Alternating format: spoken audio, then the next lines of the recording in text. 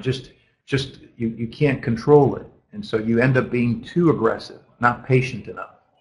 And that's normal. That happens for every trader. That's very common, and that's something that every trader will struggle with in time. Some of you guys have come in here. In fact, we've had some of our best traders that do really well with us. They've been the other way around. They've been very patient, and then once they get started and they start doing really well, sometimes that success all of a sudden gets them a little bit overconfident, and then they kind of leave their comfort zone, which means they get a little bit too aggressive. And then they got to come back to eventually in that process of learning, and kind of getting a feel for where you want to be, they start understanding, hey, let me go back to the basics. Because that's just part of the journey.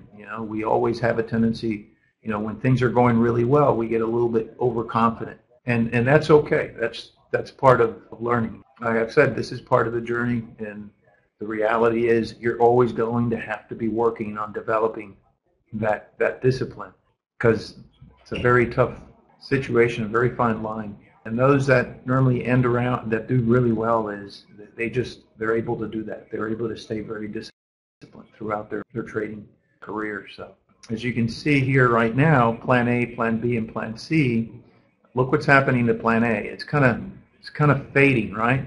Plan A is kind of fading. And what you're going to find is that Plan A, I'm going to leave it like this, Plan A may actually become Plan B. And that's the dynamics of what you're seeing with the matrix all the time.